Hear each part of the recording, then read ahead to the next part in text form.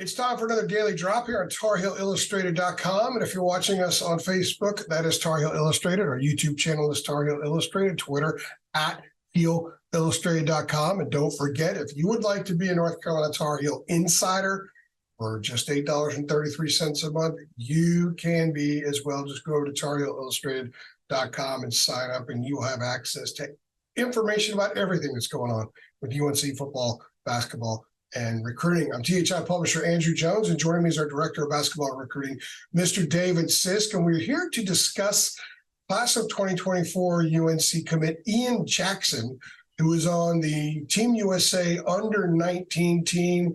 David, he's getting in some work at point guard. He's getting in some work all over the perimeter. This is a wonderful opportunity for him to play in some intense competition for playing time, playing for your nation, playing for the front of the jersey as well as more so than the back, and also have a chance to really extend his game during this period. So what are your thoughts about Ian making the roster? And it is kind of a unique roster that should help him a lot long before he gets into college. Yeah, and you know, the times that I've watched him, I've seen a lot of him. I've told you this, and I've told our readers this. I think he's a true positionless player because he's so dynamic and so athletic, and he can handle the ball a little bit. I mean, he's one of those. He's an on-ball guard. Now, he will tell you, and his high school coach will tell you, the thing that he's really got to work on, it's his handles are loose. He's got to work on that. He's got to work on his three-point shooting. His handles are loose. But as he tightens that, to me, that's one of the easiest things to fix. So he is in a process. It's just work. It's just work, right? Yeah. So there's no reason he shouldn't be able to handle the ball. So as he takes care of that, you know, he makes that, he adapts, you know, and becomes even more of an on-ball guard. But he's true positional. So the whole time we watched him, I'm like, I really don't know what you pigeonhole him as a position. Now, I know we have a lot of discussions about it, you know, on the Four Corners board. Is he a three? Is he a two? Some people say, look, he's not a two, he's a three. I'm just not to the point of putting him in a set position yet and saying this is what you are, because he has got too much God-given athletic ability. He's the most athletic perimeter in the 24 class. And so he's got all that, and he's a playmaker. He's been a scorer. He's been able to be a guy who can drive a dish, and a lot of times he's done that from a point. A lot of times he's done it off the ball. He's done it from the wing. So I think he can do both. So I'm interested to see where this takes him. But if you say define him, my definition of him would be there is no definition. You can't define him right now. He is, in the modern day game, that true positionless guy. Now, he does it more from athleticism with a mix of skill rather than skill. A lot of times you take guys and they've got so much skill that they can play different things. He's athlete first, but he's trying to bring that skill part into it. There have been many examples of kids that when they get into their summer teams, the AAU and so on, where they actually get in some work at a new position. I know that DeMarco Dunn played a lot of point for Garner Road a couple years ago as an example because he wanted to learn, strengthen that part of his game. But if you're in a Team USA, the mission there is to win. Mission there is to win. So what's your take on him getting in some work at point guard right now? What do you think that means? I don't think they're going to play a guy at a position who can't play that position. You know, it'd be like Team USA baseball. It wouldn't be like, you know, taking a first baseman and say, you know, I think we're going to let you pitch today. So it's they obviously see that in him, which I've seen in him. So they're going to say, hey, let's see how you do in this world. We think you can do this. No, I'm sure he's going to be playing off the ball quite a bit too. Yeah, and I don't expect him to be the primary point guard, not who's on that roster. But I think they can see long term that, hey, this is something that you can do, and this is where we need to work at.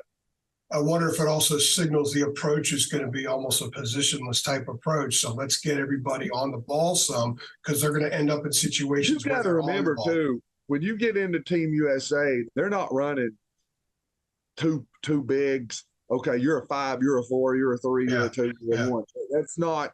It's a true. It's almost more of an international style than an NBA style. Yeah. And you can watch. Now you'll watch the NBA, and you'll say, "Man, it's a different game." All these guys are out on the floor. Everybody's moving. Nobody posts up. If you watch the international game is like that to the nth degree. I mean, they go to the extreme with it. So you're seeing totally positionless. So, yeah, I think in his situation, in the same possession, they're going to look, you're on the ball, but you're also going to be off the ball. And I've said this in the past. I don't get caught up as much into – now, Elliott is a true point guard. Yeah. He's a throwback there. He is a true point. I don't know that he plays off the ball that much. The ball has to be in his hands. But when you see Ian Jackson is a guy where I think a lot of times late in the shot clock, I've always said this, instead of saying who's a point, who's two, who's going to be on the ball? So exactly. If you're at North Carolina or you're at Team USA or you're at Cardinal Hayes or wherever, and you see, okay, we've got 10 seconds left to go on the shot clock, we were either going to go into a ball screen or we're going to go into an isolation because we're in a late clock setting, and that's what teams do. Where are we going to – whose hands are we going to put the ball in? Where are we going to go with it? Ian Jackson's a guy you want the ball in his hands. So when I say may not be that true point, but he's an on-ball guard, but he's an off-ball guard too. But he's definitely got the talent, and he's got everything, all that high level of talent and ability to where you put the ball in his hands. I think paying attention to what committed players to a program do in the AAU circuit is important, but when they play on a national team, I think it's even more important. Carolina fans should pay attention, see how Ian does with this team. And it's an interesting team. You and I were talking before we hit the record button about the makeup of the roster and Ian's age and how he kind of fits in with this group. So how much does that help him as well? Well, just to give it to you, the final roster, they have 6 incoming freshmen on this team. Now, remember, this is the 19 and under. So he's playing 17 AAU right now here in July with Whiz Kids.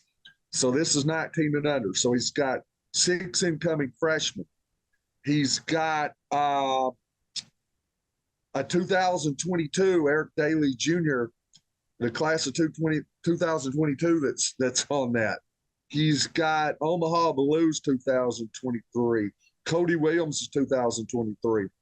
So there are 3 class of 24s on the team. Dylan Harper, who we all know pretty well, Ian Jackson, and Trey Johnson, Nason Newell. There's 4. And those are especially Harper, Jackson, and Trey Johnson, who have been fighting for that number 1 perimeter spot in the rankings for 2 years now. So that's your best 3 players. Now, that group, Ian Jackson's the oldest. He's 18 years old. So when he goes on to campus, he's going to be 19 as a freshman. So kind of like Elliott Cadeau. Elliott's older. So the whole deal, obviously, he's staying back in high school for a year. But when he gets on campus, he's going to be older. He's going to be more developed. And you take a guy already, Ian Jackson got to where he's at in the rankings because he was an absolute athletic freak at 14, 15 years of age. And he caught everybody's eye in the country. You're going to be talking about an older developed kid when he gets on campus. He's not some young guy reclassing coming in at 17 years old. He's going to be older, 19 years old. He's had time to develop. But one thing, too, there's the possibility, one thing you talked about before we came on here, is all the social media pictures of him and Elliott together. Elliott's obviously the point guard. So if they play together, that moves Ian off the ball. So we may not be talking about him as much in that point guard role as they play together. But I think that's an advantage because Ian can do both. So it's not like, well, we're talking about him on the ball. He's not going to be playing point guard. Okay. That point's taken. That's a great point. But you're talking about a guy who can do both. So to me, not an issue. Move him off the ball, play him at the 2, play him at the 3, play him at what I would call more of an off-ball guard. He can do that. And if Elliott's around for a second year and he plays with Ian, it's very likely that the starting backcourt would have significant international experience. Yeah. Which you cannot discount. The international experience is huge. People accuse AAU of it not really mattering. I think it matters more now than it used to.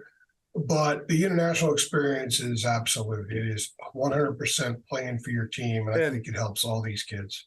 And you're talking about if Elliott and Ian play together, you're talking about a high-level backcourt of 5-star, top 5, top 10 guys.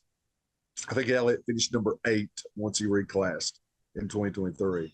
Ian's going to be top 5. Ian could never play another second of high school ball or anything. He's going to be top 5. Yeah. So you're taking those 2 guys, and it's going to be, to me, kind of, I don't think we've seen anything like it with that kind of talent coming in together, if they do, since the 90s. I don't think it's unfair to go back and talk about, Vince Carter, Jerry Stackhouse, or any of those coming in back in mid-late 90s. I think it's been not only years, it may be decades since we see 2 talents like that play together in North Carolina backcourt. Yeah, that would be very, very interesting to see. For David Sisk, I'm AJ. Thanks for stopping by another one of our daily drops.